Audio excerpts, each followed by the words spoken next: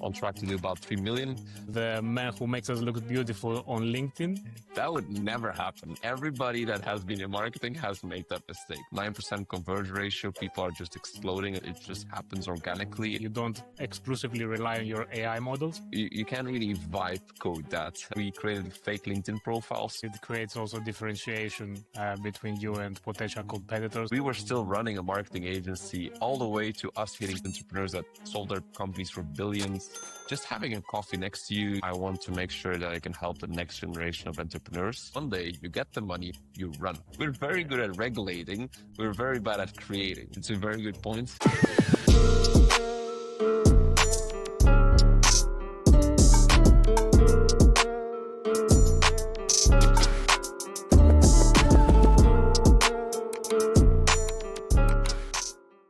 Okay, here we are, third episode of VentureTales, and we have with us Ricardo, the man who makes us look beautiful on LinkedIn. So welcome, Ricardo. Nice to have you. Thank you very much. That's a cool name to say it that way. If you're going to be looking pretty or not, that really depends up to you, but I'm happy I can help out. So for those who don't know you, let's explain the reference that I just made. So I'm definitely one of the founders of BetterPic.io. We've been in business for the last 2 years. We scaled that company. First year, we're doing about 360 per year. Now we're on track to do about 3 million, trying to make it 3.6 so it looks like a 10x, which always looks good. But we turn professional, we turn selfies in professional photo shoots, basically. So you don't actually have to go to the photographer anymore. I actually stumbled upon the platform when I was looking for some affiliate links, and it seems like your affiliate program has been a very strong driver for your growth. So if you want to share a bit how this came to be, my assumption is that you were low on cash, so you needed to be a bit more creative. Yeah, I mean, affiliate is definitely still 1/3 of the revenue coming in right now. We even have our top affiliate. She's from India. She's flying over to Barcelona in 2 weeks to meet the team because she's been driving most of the growth that we are witnessing in that sense. And every time we go on an offsite, we bring our best affiliate coming in, basically. So it's definitely been a very strong driver. And I think that's because of a few reasons. One, we were bootstrapped, so we needed cash up front. And I think the interesting thing with our business model is that people actually pay upfront before they get the photo shoot. So in most SaaS business, you would come in, there's a trial, and then maybe they convert. What else you actually have to pay, and then you actually get your stuff. And I think that for affiliate is great because our conversion rate on average is about 9%. So if you're sending traffic, 9% conversion ratio, people are just exploding. It's like, how is it even possible? Mostly it's like 1, maybe under 1%. And what else is like 9%, and it's like, wow, this is crazy. So I think those are the most reasons. And I think for us as well, from a bootstrapping point of view, was super interesting because we would have people drive traffic. We would get money in the bank tomorrow. We would pay affiliates. Now it's closer to 30 days, but 30 days later, we would pay our suppliers for the AI 30 days later. So from a cash flow perspective, this has been a very lifesaver, and we wouldn't have done it without, basically. Yeah, one of the things that I was thinking about is, do you think that affiliate is stickier, let's say, with your B2B clients? So if I'm a business owner and I use BetterPic and I go and refer you to another business owner, is this stronger than me just posting a YouTube video and saying, hey guys, this is a cool tool, check it out? And what would you prefer? I guess with your corporate clients, you get a lot more cash and a bit more longevity with your revenue. But is this the case? So I guess there's a difference between referral and affiliates. So referral would be for me, a client that is super happy and is like, hey, you should try this. We don't actually incentivize that. It just happens organically in that sense. But on the affiliates, yes, we do have people that are basically seeing the results from other people. And they're like, okay, I want to get the same results in that sense. I think at some point, one person was making about 50K per month from affiliates doing affiliate for us. That's good money, I would say.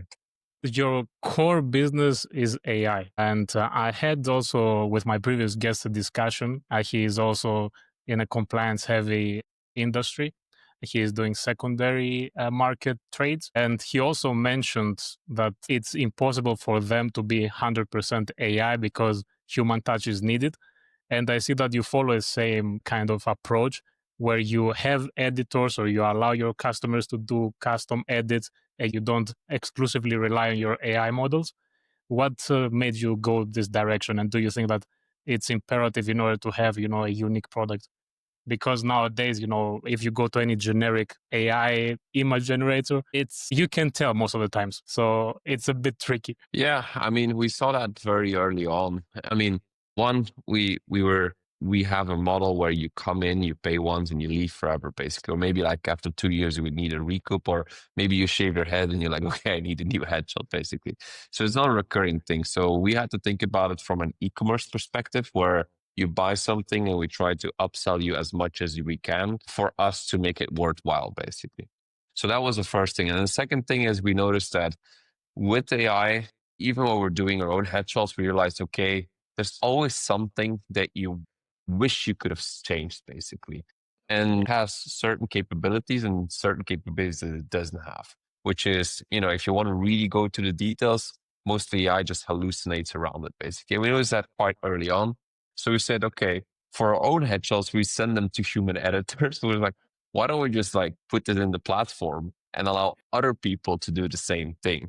And I think that was being a lifesaver because especially for B2B, like you cannot go to B2B and say, hey, you know what? Give me your 100 people, but 90 people will succeed. 10 people, yeah, you'll still need to do photography. Like it doesn't work out. So for us, we were like, okay, we want to make sure that we can at least guarantee one image for B2B. And if it has to be fixed with a human editor, we'll come in with a human editor in that sense. And that has been a very good thing because people that wish they would have been able to change one small thing, they can. Yeah, and I think it creates also differentiation between you and potential competitors, especially now. I've seen, on LinkedIn, a lot of vibe coding going on, and many of them are trying to do something similar with you. So I want to ask you, to be straight, do you think that these type of projects and initiatives are a real threat from a competition perspective, or can they be in the future if the vibe coding experience becomes way better? No, actually not. And the reason why is because the underlying technology is not vibe coded. You can't vibe code the underlying technology. Basically, you actually still need. We have 3 AI engineers in the company, separate from the CTO. So you can't really vibe code that. I would say, and it's a very tough business to come into, and that's why I always say we actually only look at our top 5 competitors. That's it. The rest is we don't really look at them in that sense because the hardest part in this business is distribution. Is making sure you get distribution and being profitable in that distribution basically because you only have a one shot and they're leaving after 2 years basically. So most people don't get it into profitability, and I call it, it's like having a pop and mom shop. It's like if it comes in, great, but if it doesn't, okay, that's also great. We have 25 people to pay, so we need to make sure that we're making money. So I don't see them as a threat, and I don't think the biggest threat for us is not them. The biggest threat for us is uh, a foundational model like Nano Banana or anything Mm, like that yeah. becoming good enough in that sense. And I think that is the Yes. biggest threat for our business, which we need to operate around. Yeah, it's an interesting point because we see that nowadays, especially in this world of AI, your biggest infrastructure foundation is also your biggest risk potentially if these big models decide to go into your specific industry. Do you see this happening in your case? It's already happened, to be honest. If you go now to Gemini and if you go to Gemini front page, you will see create your headshots. So that Yeah. I think it's been there for a month or something like that. So it has happened. It's starting to happen. There's 2 things that mostly happen around this. Is the same thing what Canva kind of did. So if you Mm, go to Canva, you could also do a free AI headshot, and then you yeah, upload it, and it's just very very bad. But then it true. creates market awareness about, hey, I never thought What are about the this because alternatives? and then you look for the alternatives, right? So it happened before, like a year ago, and it's happening now again. Is that people are then okay saying it's not great enough, but now I understand that this is possible. Let me look for an alternative, basically. And so it opens up a lot of awareness around the market because most of the time, if I go here in Belgium, where I'm at, about less than 1% of our sales is from. You would go here and it's like, hey, by the way, how are you doing like your photo shoots? nobody would say AI headshots. Basically, most people don't know this is possible. So there's still a huge opportunity where the awareness is not there of the market segment. And you mentioned earlier that a big tool is distribution, awareness. And I see that the majority of your competitors and maybe other AI companies rely heavily on paid ads, but initially you didn't have this opportunity. So how did you find different ways to get your product in front of your desired customer? The first, the hacky way, now the more strategic way, I would say. The hacky way is, I remember the first time our average basket size was around $11, $15. And we're like, okay, what can you really do with $15? And 50% would go to cost of goods, which is the amount we would pay to our suppliers. So technically from that $15, we had $7.50 to pay all the expenses plus marketing budget, which is not a lot. And then I remember like back in the days, that cost per click was around $2. So you're like, okay, if you make the math, it doesn't end up It to be doesn't a add good up. math. So we did most of the time hacky stuff in the beginning. So we created fake LinkedIn profiles called Richard Dean. We would post articles from Richard Dean, and those would rank up quite highly because LinkedIn had a strong authority domain. And we would create articles like top best AI headshot players or how to make your AI headshots. And those would rank up quite nicely, and we would get our first revenue from there, basically. Okay, And so then we basically mostly did, SEO, right? So basically, yeah, yeah. SEO, because if you think about it, and I feel like most, because your audience is the people that you want to reach that are want to start building stuff or want to build stuff, right? And I feel like most people don't know this. And it's a very simple matrix. It's like, depending on how much you charge your client and what your customer lifetime value is, certain channels are just not possible, or certain channels is almost a must possible. And so for us, when we saw the average basket size and we knew that was going to grow over time, but not exponentially, we knew that, well, if we're having an average basket size of $15, let's say it grows all the way to 50, which is right now 50 where we're at, is like, then still 1/3 of that, that's the calculation we make, we can spend on marketing, which then in the beginning is $5 and now it's $15. Even with $15 of acquisition costs, there's not that many channels you can do. LinkedIn ads out of the window, events out of the window. Outbound marketing, you could try. SEO, you could try. Google ads, in the beginning too expensive. Now we're actually profitable. So there's all these things depending on your customer lifetime value that you can do or you don't. And because we knew SEO had to be part of it, we invested straight out of the gates. And SEO, we were now ranking mostly number 1 or number 2 on AI headshots because we knew that was going to be needed when we started out. The startup-y way to start a bootstrapped company. So what are 2 things that people get wrong about bootstrapping? You know what's funny is that most people don't know this, but this was my part-time job, and I would even argue 2 parts job, like 1/3 of my job for up till 4 months ago. Up till four Really? months ago, I was still running an agency with 5 people or 4 people. So we were still running a marketing agency all the way to us hitting 270K per month. We were doing 270K and I was still running an agency. I then sold that agency at that point, but still, I was still making all my money from there and not taking any salary. I think up till like 1 year later, I didn't take any salary. And then I took a salary of like 2,500 per month. And we were already doing 100K, 120K, 140K basically. So I think that was my lesson. I would say that most people don't notice. It's easy and it's not easy. It is very, very tough to bootstrap, but I do have highly respect for people that bootstrap basically. So I think that's something that most people don't know in that sense about their story, because they see the graph, but they don't see that we were actually still doing 2/3 of a job for the agency in that sense. But if I would have to give 2 lessons about bootstrapping, is that if you're bootstrapping, there's not many things you can do. You have to almost always do the hacky stuff. And I love that, because what I love about bootstrapping is right now, because we're fundraised and we're raised to 2.5 million, you have a certain expectation of delivering and growing and going fast, basically. When you're bootstrapping, you actually don't have that Pressure. pressure, I would say. You have that, I can do my own thing and my competitors are indeed growing, but I can find hacky ways and I can spend time in things that are hacky, which most competitors can't because they're just directly going to paid ads, they're directly going into the short dopamine things, I would call them. But they would avoid the let's try hacking Reddit or doing this LinkedIn profile and set up a LinkedIn profile and hack it away. So I would say enjoy that moment because most people can't take that liberty in that sense. So I think that is something I would advise or think about. And what is your reason to raising now? Because the second business we're starting is a much more difficult thing to bootstrap.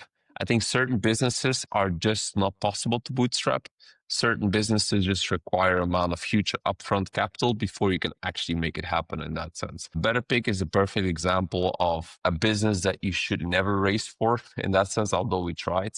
If you look at the industry, none of our competitors raised except one competitor actually got like 500K in the beginning, but all of them bootstrapped. And there's a very simple reason of it because you get paid up front. So you can actually have a Mm. very positive cash flow coming in. When you're building a SaaS, the problem is that you have a free trial, then it takes 14 to 30 days, maybe sometimes longer to convert. Yeah. So you're paying money up front, you're paying people up front, and you only get your money much later down the road. So you actually have Yeah. this constant negative cash burn that you have to deal with in that sense if you want to grow, which in our business we didn't have in that sense. And they have also the churn to deal with because it's not the most predictable revenue always with SaaS. But the way you're describing it, the fundraise was not exclusively for the money, but you also needed maybe some people opening some doors for these B2B clients to talk to the right people. Is this correct? I would say the fundraise mostly came because we didn't raise for BetterPic because BetterPic was profitable. We raised for a second company, which is BetterStudio, which is a much larger B2B story. We're talking to the big brands of the world, the Zara's, the Massimo Dutti's of the world. You need some buffer in order to cover those sales cycles, develop the product, and actually being able to have the runway. Because right now we're back in burning cash. And so we needed to fundraise in order to take it to the next level in that sense. So we just picked a product that you just couldn't really bootstrap in that sense. And that's sometimes okay. You just need to know which category you're playing in. And in this case, what is your go to market? Are you doing mostly direct outbound to them and try to pitch them the idea? Because I guess we're talking about much larger tickets, right? I wish we actually have everything set up for doing the outbound, but we just had so much inbound that we can't handle it right now. Okay, well, So that's an amazing problem to have. technically, I wish we could start the outbound. Everything is set up in the tools. We scraped some product pages. We got the images. We create some images with them. We're sending free images. We're hosting events.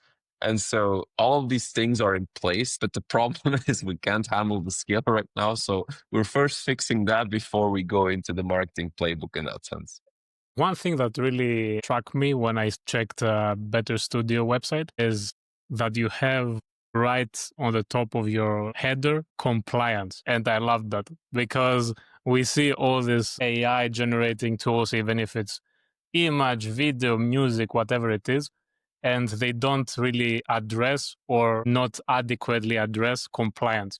But you put it there and you're confident in your model and you're working on your compliance processes. Walk me through your thinking process. I guess, for a consumer base, it doesn't really matter for most people. Some people care, most people don't care.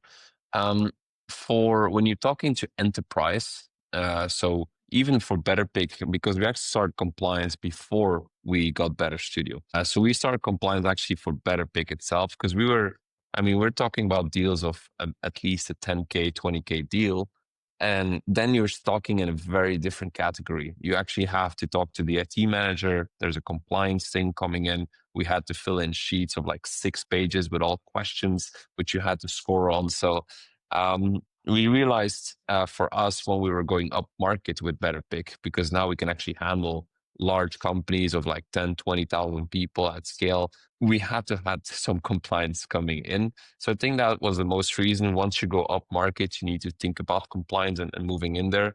Second thing is I wanted to make sure that we're future proofing us, that it becomes a differentiator. And now when we're, talking to these big corporates, they're like, oh, you're already compliant. You're thinking about compliance. And We're actually right now in our compliance window. So we're actually being investigated right now for the coming 3 months to get our compliant things. We're already one step ahead. And to think about, we already started this process 7 months ago. So if somebody wants to catch up, it will take them another It's a seven lot of months, work. basically. It's a lot of work. It's, I think our CTO spent half of his summer just doing that, basically. So Yeah. it does hold you down. So you do have to take it in the right moment, because if you do that in the wrong moment, you just slow down the whole company, and that can be a risky move. But now that is over, actually 2 weeks ago, we closed it up, and now we can speed things up again. So you do have to, if you're thinking about compliance, man, take 3 months and know that your CTO, whoever is going to be managing, is out for half of his day, basically. And I think it's an important thing, because we kind of underestimated how much work it was. But now that we have it up and running, of course, that helps a lot. I want to change a bit the topic. You are part of Winter Circus in Belgium. So Yes. up until a few months ago, I didn't even know that Ghent was a startup hub. And it was very surprising and a good way to see the strong community there. I was wondering, as part of Winter Circus, what does this entail, being a part of it? So do you have to apply for it? What type of support is provided and all these things? I would say it's like a natural selection of what San Francisco does at a very small scale. I think I would put it that way. And yes, you do have to apply for it. So you just can't like get a space there. You actually have to come there. We had to book 3 weeks in advance. We had a pitch moment, and there was 4 people that were watching the pitch, and they would say yes or no in that sense. And then they say, yes, you can join, or no, you cannot join, basically. So that kind of puts a barrier of quality before you can actually come in. And that's always nice, because it's like going to a party and it's like a vetted party. You already know that certain people is like, okay, I can actually have some cool conversations here. So I think that's what I really liked about it. And I always joked, it's like the question was, it's like, okay, but why do you want to join Winter Circus? and I told him I actually bought my house because of Winter Circus. And and that was actually very true. When we bought this house, I spoke to my partner, and it's like, you want to live somewhere there, I want to live close to Winter Circus. So we need to make sure that we're very close. So I guess that was a reply they liked in that sense, but it was also true. And just because in my mind that was the place to be. If you're going to build tech in Belgium, you need to be close to that hub. And the natural effect is very cool, because you're having this little San Francisco moment, but then in Belgium. Whereas you're sitting in there, you're having a coffee, and you're seeing these world-class entrepreneurs that sold their companies for billions, just having a coffee next to you, you can have a chat with them. And you have these small moments. Also, the founder of Winter Circus actually invested into the company because of the pitch. So you have this very little network effect that is happening because of it, basically. And you can kind of see that these second-time entrepreneurs that sold their businesses and I want to give back to the community is happening right now. And that helps a lot in how the ecosystem is building itself up. Yeah, and the way you're describing it, it's happening also in a natural way. You're not in a, stiff corporate environment, being afraid to be judged, if you say something wrong, which is a good environment to have in a mentoring setting. If you're afraid of being judged, or if someone is going to think that you don't deserve to be there or anything like that, it's not optimal. Yes. Have you had any experience with Silicon Valley? So could you maybe compare it? What are the differences or maybe similarities, or you haven't had any experience there? Well, I haven't lived there. I just came back from San Francisco. Call it the land of zombies or the city of zombies, where my first hour at 5 o'clock in the morning arriving on the flight, you see like hundreds of people on the street, all drugged out. I'm like, okay, what's a different version of San Francisco that I was thinking about? So it was a very interesting moment to have that as a first witness, I would say.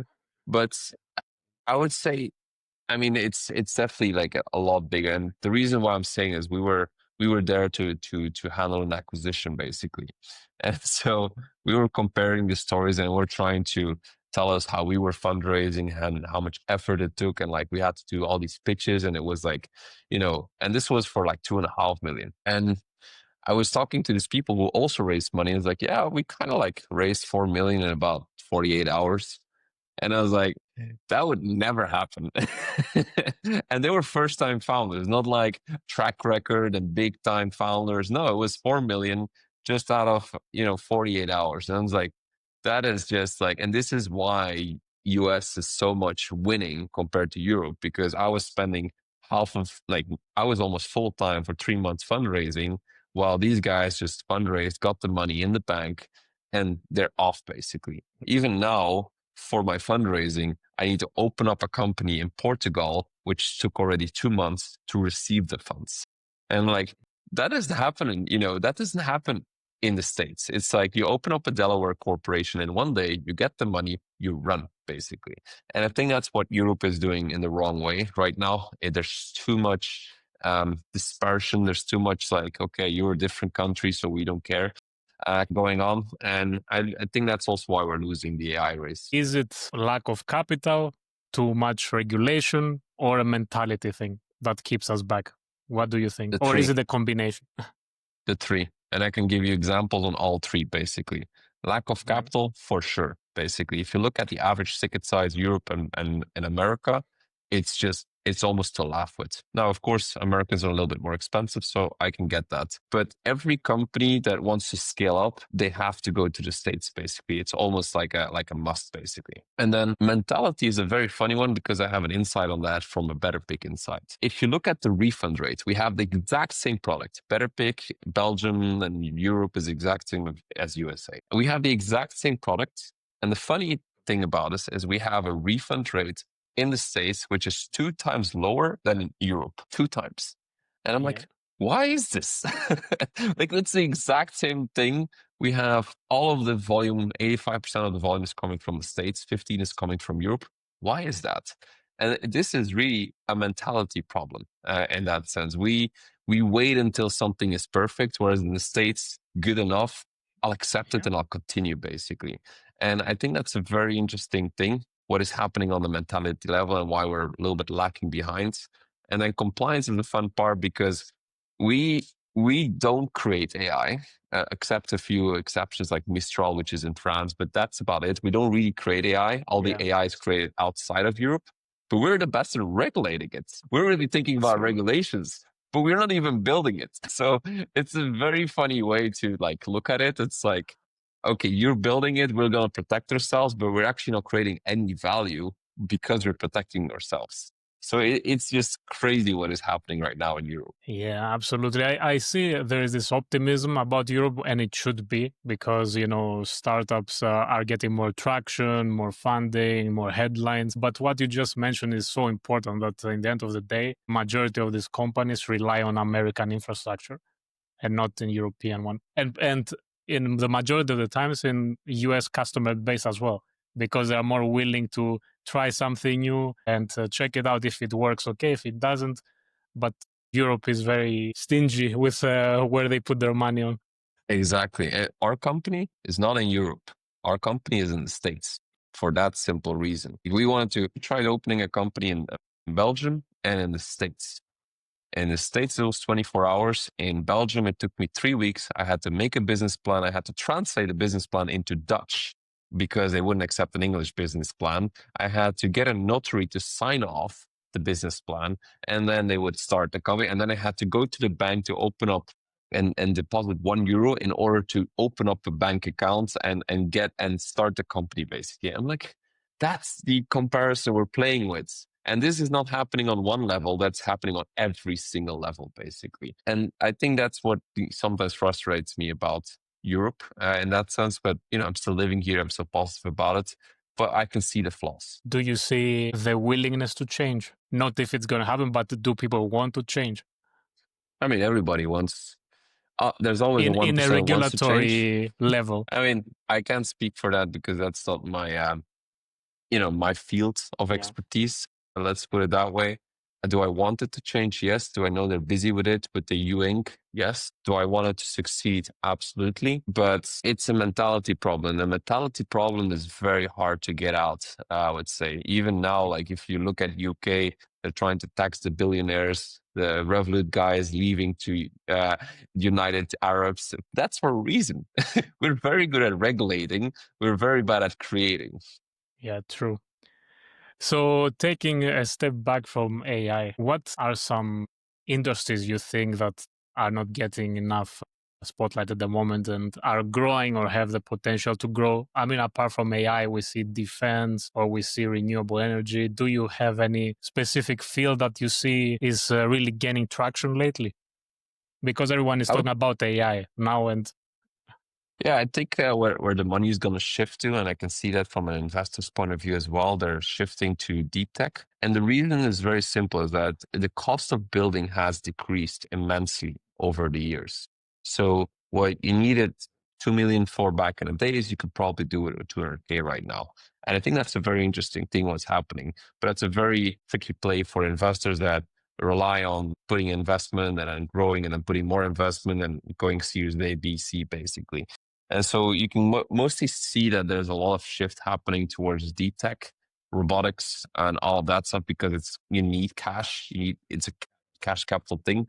So I can see a lot of money flowing into that area and less into AI and SaaS in that sense. I've seen some of your previous interviews, and it's evident that you went through a journey to entrepreneurship, starting from hospitality and gastronomy business, doing other stuff, your agency, and you had always a very strong opinion about failure and how it's important, in order to grow, and it's part of the process. I want to touch upon how do you handle now as a founder failures in your team?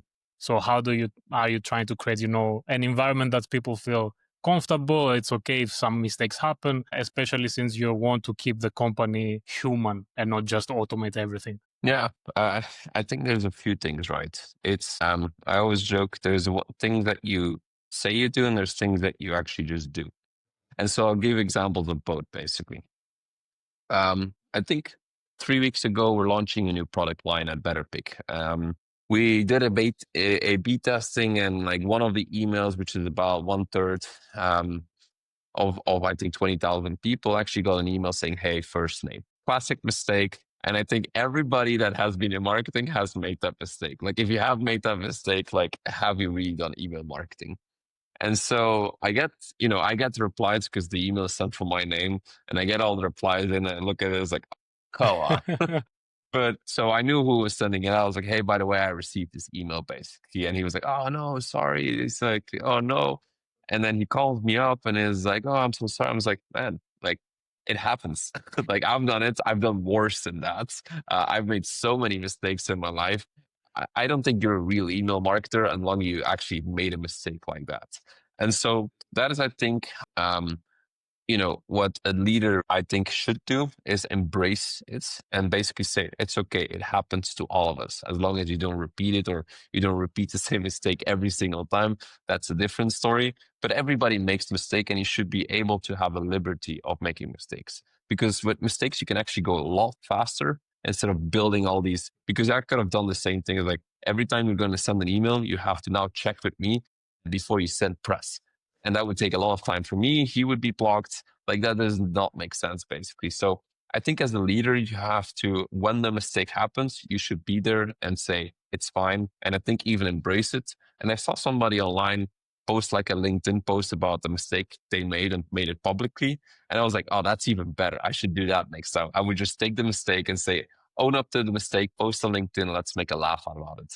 So I think that's the mentality that you create, especially in an environment with innovation, basically. So if you're in an industry where it's like, okay, we need to be protective and it's a bank, I could understand that it's a little bit more difficult.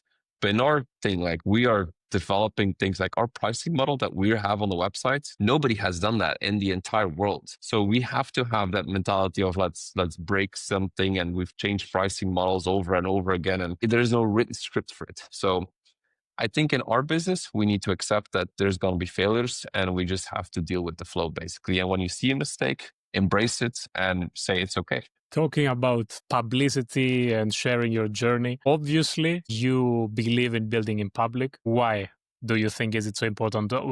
Because what I've seen, it was always important from a B2C perspective, but lately, the past 5-6 years, it has become incredibly important also in B2B for your customers to connect with you, understand you. What do you think made this shift happen? So I would say I'm not doing it for the customers. in that sense. I don't think I'm getting any customers out of it. Maybe I do, maybe I don't. I don't know. But I do have a personal mission that I want to make sure that I can help the next generation of entrepreneurs. And I felt that was the best way to give back is by building in public, showcasing what is possible, what we're going through, what is going good, what is going bad.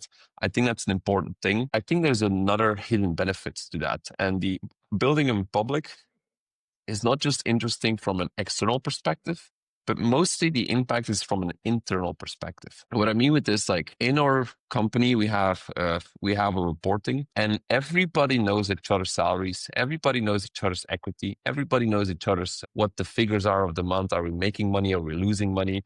What metric is going good, bad? And you can see change because of that. It's like, oh, we're spending too much money on this. We have to cut down. Oh, by the way, I shut down this tool because I was spending too much. And I want to increase the profitability a little bit. And you can see behaviors change, and that can go in a good direction, meaning, hey, this guy's earning more. Why? But this can also go in a good direction, where it's like, which is happening right now. It's like, oh, I own this metric, and I can see the company's not going good, or there is a little bit too much expensive, so I can save costs there. And you can see that very nice dynamic coming into place. So I think the biggest benefits of building in public is not the external factor, which is good, but is actually what is happening on the internal side. Yeah, you're leading by transparency is the best, but sometimes the most difficult part. You have to deal with conversations that normally you wouldn't happen. If I wouldn't tell you each other's salaries or equities, there would not be a problem. But now you created a problem, and you have to have that transparency. And also, people that we really wanted to hire, we just couldn't afford in that sense, because you would look at everybody's salaries and like, yeah, it's just too much discrepancy, basically. Like you can say a little bit, but not too much, basically. It has pros and cons. What is the one thing you're missing from back in the day when you were in the coffee business that you don't get to do now? That I don't get to do now. I mean, from an operational perspective, something you know that you enjoyed back then, but now because of the nature of the work, you don't do it. Is it maybe the interaction with the customer or something else? I would say it's a very good point. Is with when you're building at scale, you look at NPS scores on a global level, and you don't have that first real reaction, right? If you would serve somebody coffee, you get a real reaction. I was like, oh wow, great. And I remember back in the days with the coffee bar, we were really famous because we had women and men all over the world just coming, well, all over the world, all over Belgium coming, because we would serve latte macchiato in a very special way. We would, instead of bringing latte macchiato with just everything served, we would just bring you the milk, and we would take the coffee and pour it in and tell why latte macchiato was actually created, basically. And everybody loved that story, and you could see the reaction. In this case, you don't have that anymore, basically. And we only have the NPS scores, and we have a Slack channel where all the NPS scores and the ratings and everything come in. So we are trying to stay close with the customer, but you don't see the real reactions of them like, wow, these are my headshots. Great. Or, wow, this is really bad. I need to do something. So I guess that's the only thing I'm missing right now. Yeah, it really resonates because I'm also coming from a family who was in the restaurant business. And this is one of the parts that I really miss being now in an office environment, seeing the real time human feedback, Do they smile? Yes. Are they disappointed? You don't see that in this macro view. I've seen that you really emphasize the importance of design, and it's visible in all your websites that it has a lot of thought has gone into the design process. And I catch also myself going into a website, it doesn't really look pretty. And I'm like, maybe that's sketchy or scammy. It's the millennials reaction. So have you seen from your start, because I suppose your first version was not that pretty, has it really impacted, or is it a way that you can actually measure what type of impact your design has, or it's difficult from a business perspective to actually measure this type of impact? I mean, there's mostly one time you can actually measure the impact, which is you have the old website, you have the new website, and then all the small things, yes, you can see the incremental. So for us, it has been huge. So I always joke, our first website, I wrote a blog post about it, is that it looked like a school project, but because it was actually a school project, my CTO actually graduated with BetterPic. So it was technically a school project. And the first thing I did is like, okay, this looks sketchy as hell. Like, especially with AI and you have to pay up front. So those all factors, you have to build massive trust that people will actually pay up front and then maybe they're going to be good. It's not the other way around. You have to build massive trust up front. And that happens through a couple of ways, which is affiliates, because the trust is already living with the person or the blog post you're reading. But also you land on the website like, okay, actually looks good. It's like going to a restaurant, right? It's like you open up the doors and you're like, okay, the design looks good. So probably the food is good. Like, you haven't even tasted the food. You assume the food is going to be good because the restaurant looks good, basically. Same thing for us. And I have to say, I'm not a designer myself. We actually work with a world-class designer that is full-time with us, which is Oliver. He has designed both the BetterPic website and the BetterStudio website. So I have to give him kudos for that. But I don't know. I think in the future, I just hate websites that look bad. Like, I just can't stand it. Like, it's I can understand it for a while, but then it has to get out, basically. So I'm just a little bit a nerd on that one. Yeah, don't judge a book by its cover is the biggest hypocrisy, in my opinion, because everyone does it. But this is how It's people the want to same thing. think. Why do people dress well when they go to a restaurant or whatever it is? Why don't you just take your normal t-shirt? Well, because you're trying to put a message. The outside is the message you're putting in. I should have actually put in some like BetterPic logo here as well. That's true. But We're going to put it on edit. Exactly. So what is the one biggest priority right now for you from an operational standpoint? Is it growing your sales pipeline, fixing some operational stuff, growing your customer service team, or anything else? Where do you spend half of your day? I would say half of my day is split into two, but I would say high level is, I call it pulling the boat. That's the phase I'm in. So what I mean with this is that we have BetterPic, we have BetterStudio, we have a lot of people on BetterPic because that's making the most revenue. But BetterStudio is a long-term story we're trying to invest in. So we're trying to make the maneuver of the boat and pushing people all to the new boat, basically. But that doesn't happen overnight. So you have to strategically plan who would fit where and when, basically. So I think that's a big part of I think somebody that leads is to figure out which kind of person needs to be sitting where. So I think that's where I'm spending some time in right now, which is different problems than when you're starting out. I wouldn't recommend to just get some really cool people. But after you hit a certain scale, I think now we're 25 people without customer success. Then you have to start thinking about some organizational design and where do people actually fit, basically. Thank you very much, Ricardo, for your time. And for anyone watching and wants to bootstrap, research Ricardo. He has a lot of content online with a lot of valuable information about bootstrapping, and especially if you're a non-technical founder, because we didn't mention that. You are no programmer or engineer or anything like that. You just followed your business strategy, find some good partners, and here we are today. Yes, sir. I tried JavaScript, didn't work out. So now I'm trying something else. Awesome, Ricardo. Thank you very much. Thank you very much, Alex. Cheers.